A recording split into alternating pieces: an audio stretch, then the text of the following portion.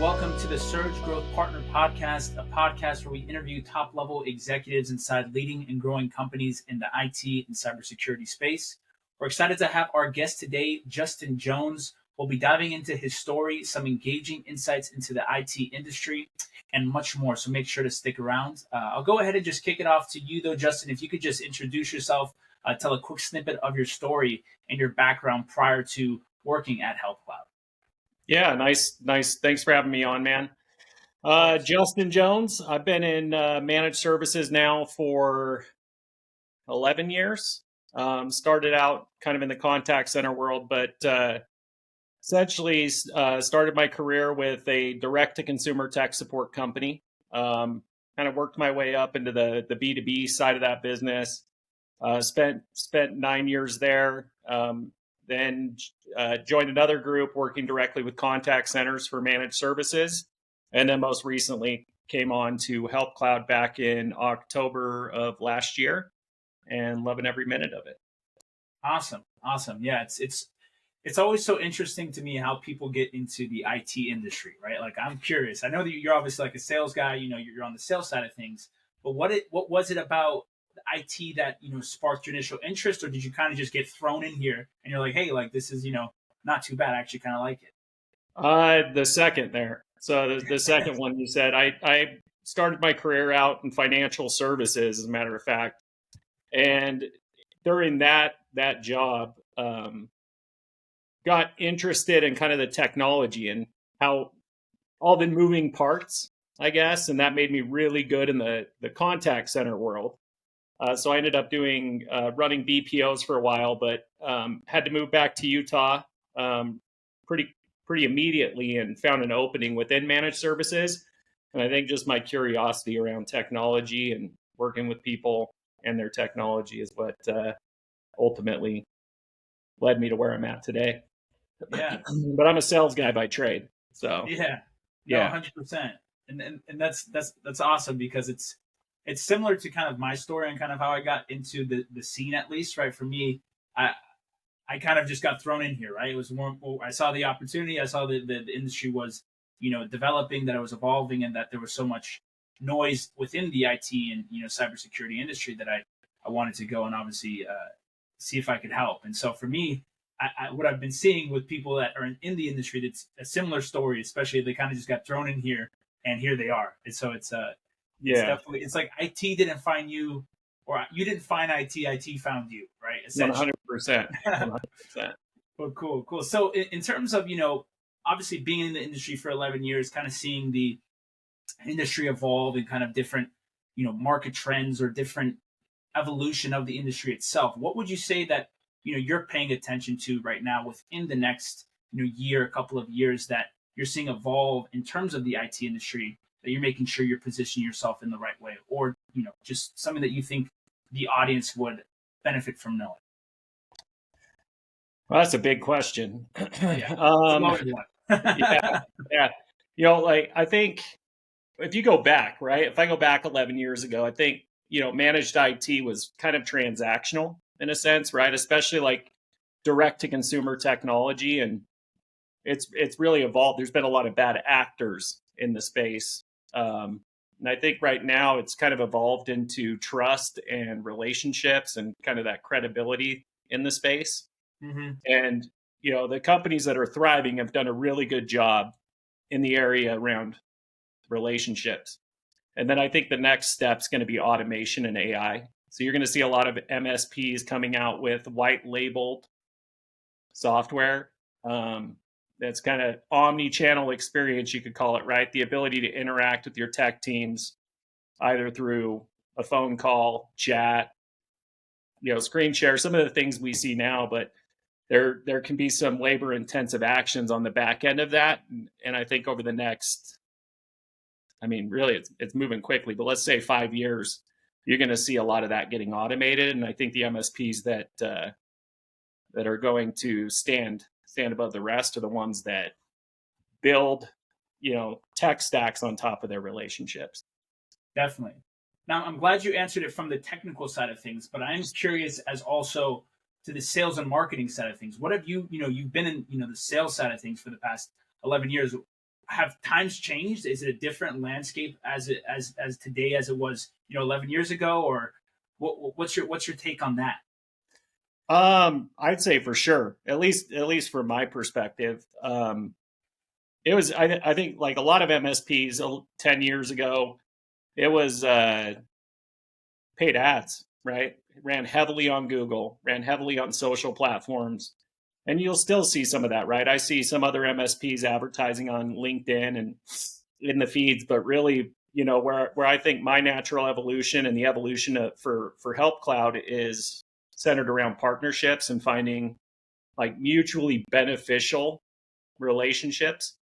And what I mean by that, right? Like a simple analogy. Let's use a B2C tech provider. Partnering with like a mom and pop ISP. These ISPs, a lot of these guys that start some of these smaller ISPs are technical by trade. They don't, they knew how the tech stack.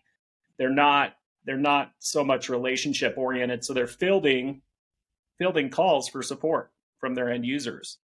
And this is where a tech support provider could step in and say, hey, let me offload that burden from you. I specialize in relationships, troubleshooting, and the support. I'll take that for you, right? And it can be mutually beneficial for the ISP. They've got the support calls going somewhere else.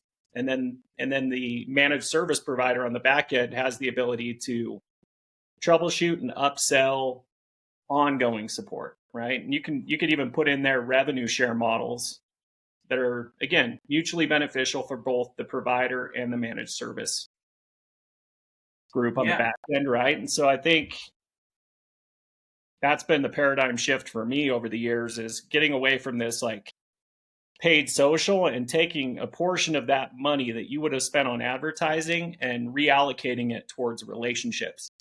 The power of just taking somebody to dinner, Yeah. understanding who your partners are and building the company that way through borrowed credibility.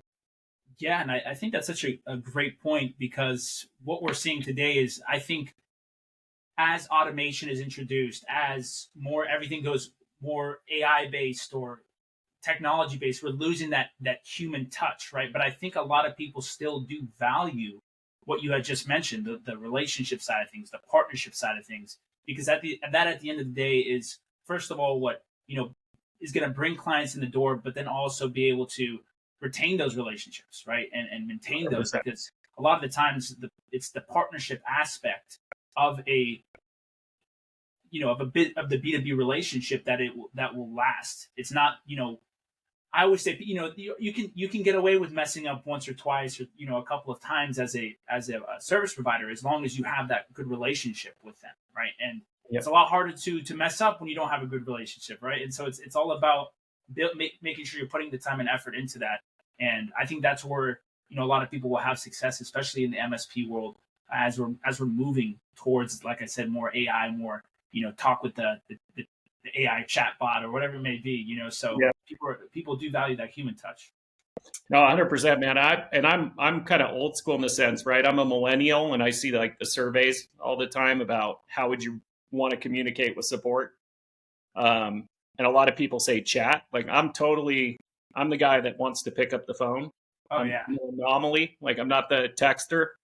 Yeah. If somebody starts texting me, I tend to call them back.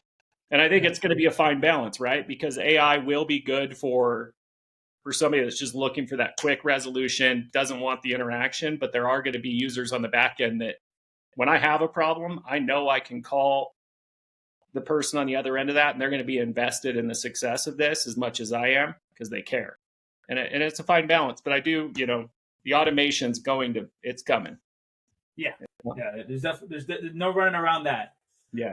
Well, awesome. I'm glad you kind of got a chance to touch on that. I did want to take this moment now to maybe transition a little bit and to kind of ask you a little bit about what you're building and what the company is about over at Help Cloud. If you could just educate the audience a little bit about what you guys do. Yeah. So we're a managed service provider, right? Centered around security and tech support. Really in a roundabout way, right? Keeping it in its simple terms and not getting into too technical stuff. But again, this is like our pivot and our path forward as we continue to grow is going to be centered around just what I mentioned earlier, which will be partnerships, right? Mutually beneficial relationships, but also in addition to that, taking it a step further and not just getting married to support, but also becoming a trusted advisor to these SMBs and businesses that we support. And what I mean by that, right, is working closely with software providers to make solid recommendations to the end user that are not only effective, but within their budget. So we're in a position where we work with these businesses. They come to us and say, hey, we're looking to do X, Y, and Z. What recommendations can you give to us? And building relationships with these providers and really truly understanding the product that they offer. Where historically, I mean, in all honesty, and maybe it's just me, we'd have these calls come in and it's, you're on Google in real time and like, who's the best for this, right? Trying to make recommendations because you're not necessarily in their line of work. So getting ourselves involved in partnerships with software providers and really understanding where the value is at for our end users beyond just the support aspect of it. Definitely. So would you? I don't obviously want to put words in your mouth, but if one of the follow up questions I had was kind of around the value that people get from working with Help Cloud, and it kind of sounds to me, maybe correct me if I'm wrong, but it sounds like you guys obviously focus a lot on the partnership side of things rather than just being a service provider, right? You're obviously going inside their business and you're really focusing on how you can build those relationships, how you can help that business grow when it comes to technology, and not just from a service provider standpoint. Did I get that right? Is there something you maybe want to add on to that? No, it's 100%. I think you're accurate, right? I mean, we've even taken it a step further. We again, and this is just my experience, kind of marrying the two worlds. Because, like I told you, I've come from a contact center background previously, but we're putting butts and seats on the back end for some of our customers, right? Like, again, you get into the scenario where maybe they don't want to run their customer service team. We can staff that on the back end. So we're really, I'd say we're like the Amazon of support. That's the best way I could put it. Yeah, I like that. The Amazon of support. You have to coin that, right? Awesome. Well, cool. That's great to kind of hear exactly what you guys are building over there. It definitely sounds like something special. I did want to segue a little bit into kind of what you're a little bit more about your job position, your job role, and kind of what it's like being the president of sales at an IT company. If you can maybe just elaborate on some of the day to day challenges that you really experience being the president of sales at an IT company. Honest, I love it. I think from being president of sales obviously comes with some responsibilities and some stresses of targets, but like in day to day, I'm always looking for nurturing talent, making sure that I'm working for my team, making sure that they have the support they need. But in addition to that, in my role, I'm always looking for where's the next partnership, where's the market going, and making sure that we continue to pivot and evolve.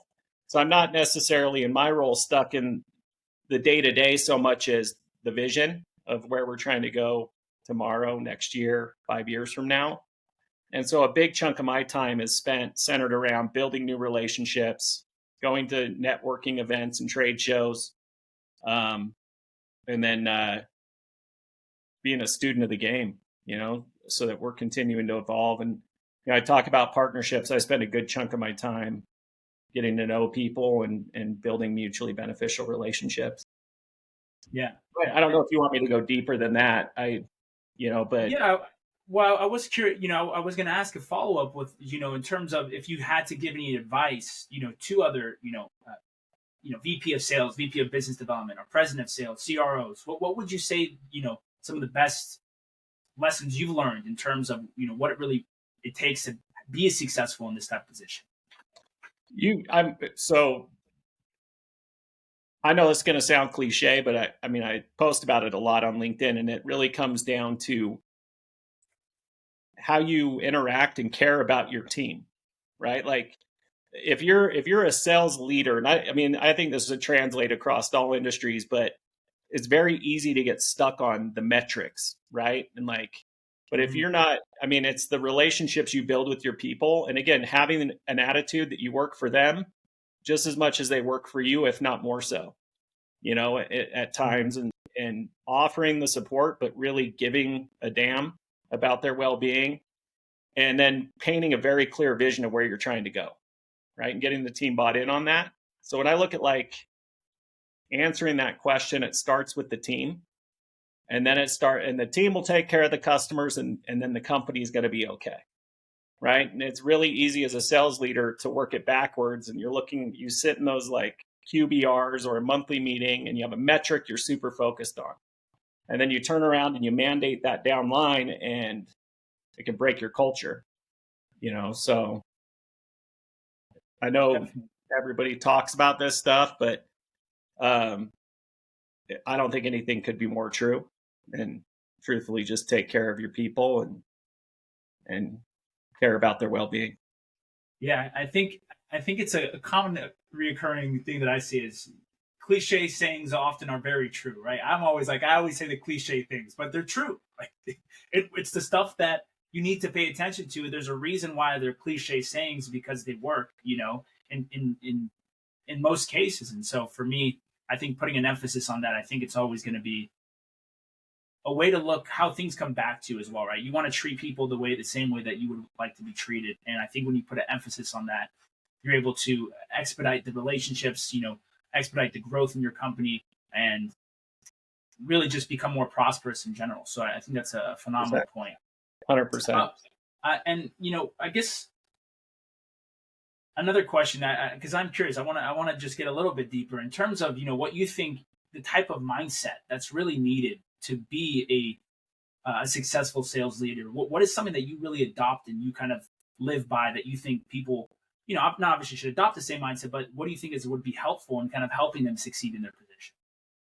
Well, I think it starts with like lead from the front, again, um, and I think I forget who told me this, and I heard in a training like only when you manage culture and like relationships within the team, it's like what would you allow in your own home, sort of thing, right? Mhm. Like, and so it's kind of protecting that culture, making sure hiring is a guess, as Gary Vee says, hiring is a guess, firing isn't.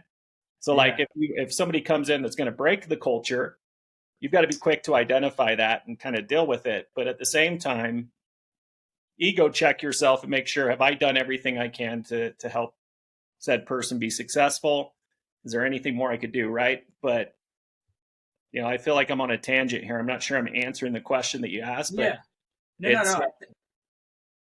it's really protect it, right? And like, and I think one of the things that I've seen a lot of sales leaders do, where it's a fatal flaw, is they don't practice what they preach, right? Like Mhm.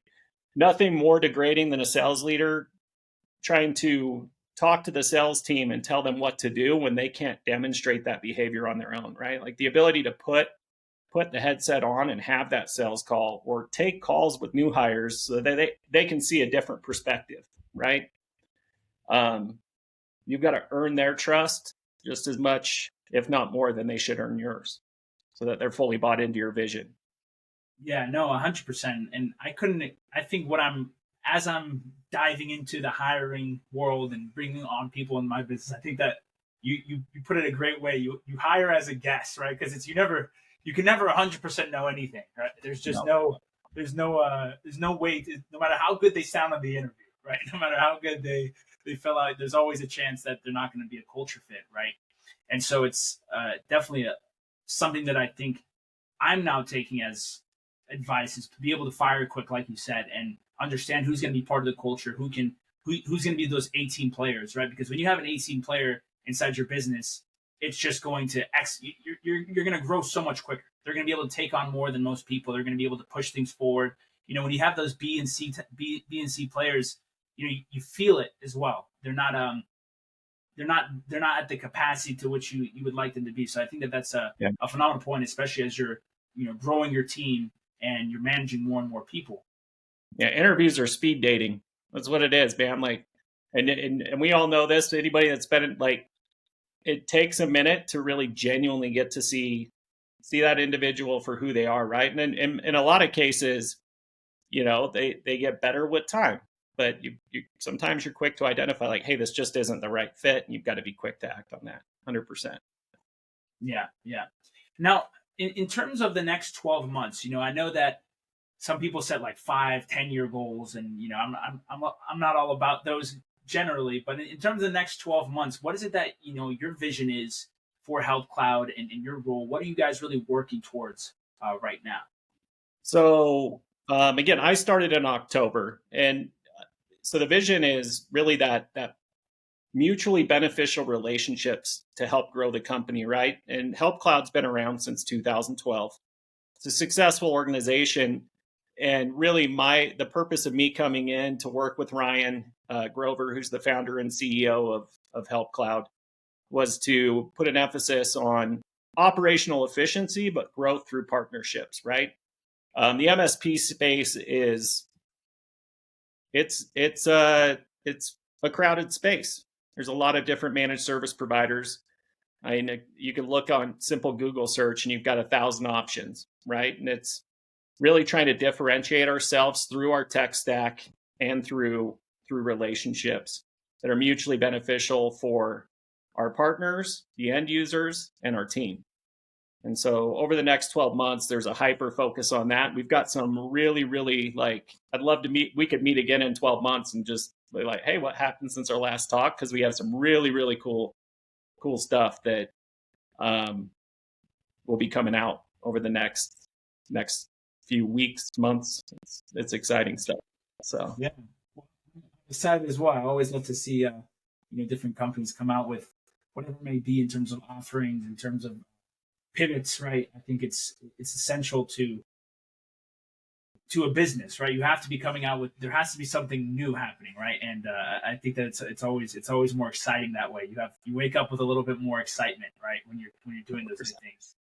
Oh yeah, man. Like I had an email come in yesterday that was just, it's a huge win. It was, I mean, it was a big win. And I think obviously when you look at managed services, right, and we talked about relationships, the level of support matters above all. Like, am I taking care of these problems? Are my customers satisfied? That's first and foremost. But gone are the days, and especially as AI and automation kick in, are the days where you can just do paid ads, paid social, and hope to grow. The cost Yeah, per acquisition is going to go up, up, and up. yeah, And the only way to do it is working together with companies within the industry to leverage each other's strengths and then double down on creating exceptional customer outcomes. definitely, definitely. Well, hey man, it's been an absolute pleasure getting the chance to know you and your company, and exactly what you guys stand for, and also being able to have you share some of the wisdom that you've had along the years of being inside the industry. I did want to ask you one more question before we go ahead and end everything, but this one is a loaded question, so All people, right. I usually like to end them this way, and in terms of if you could offer some of the best life lessons that you've learned in your career, be it personal, be it business, but something that you think that is important for people to maybe take with them to be successful in life. What are some of the lessons that you could share with us and the audience? Oh, here we go. More cliche stuff. I'm going to try my best here. But so I will tell you, early on starting out in my career, it was about what's in it. Really, I mean, I was selfish and what's in it for me? How much can I make? Where can I make it the most? Right. And then I think as the older I've gotten, I've realized impact is what gets you to those places. Right. What I mean by impact is the ability to support others, where you act without permission in a good way, right?